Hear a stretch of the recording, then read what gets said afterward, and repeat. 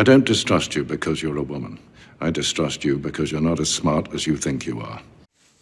Ironwood is the MVP of Volume 7. And the odd thing is, I'm pretty sure Rooster Teeth knows that too. Because if you look back to everything that's happened in Volume 7, you realize that only two people in the entire volume of this show that is notorious for not really giving its characters that much physical damage actually got injured for the sake of stopping the bad guys.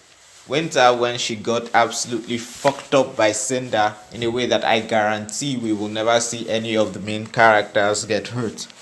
And Ironwood, who burnt his skin off in order to stop Watts.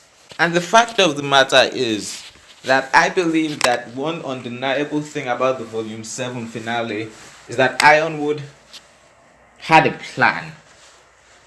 Because if you go back and rewatch the entire show, as I've already pointed out in previous videos, all Team RWBY really does throughout the show is complain about what Ironwood is doing, but they never once give him any alternative ideas to what he should do. And this all culminates when they refuse to let him take Atlas out of Salem's range, but they have no way of stopping Salem herself. And that's ultimately why I think Ironwood is right. Well, right is the wrong word. Why I think they should have done what Ironwood suggested. Because he had a plan. Sure, you could question whether that plan would have worked. You could question whether that plan is moral. You could question a lot of things. But it's still better than everything Team RWBY did throughout the show, which is complain. Team RWBY just comes across as whiny and bratty and a problem. And to the plot, because all they do is make things harder for the guy who's actually coming up with a feasible plans on what to do. Once again, we can argue over whether or not any of Ironwood's plans would have worked.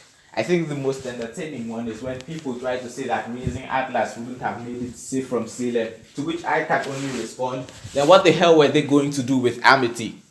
If raising the city of Atlas high into the atmosphere was not going to protect them from Salem, do you really think that raising the city Amity and the tower within it high into the atmosphere as a satellite, what's the difference? If raising things into the sky isn't safe from Salem, then why have we been wasting our time with Amity Arena instead of anything else?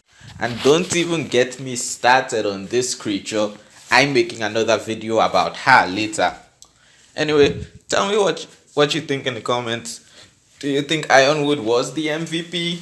Is there something I haven't considered that would make Team RWBY's decisions come off as anything other than irrational and foolish?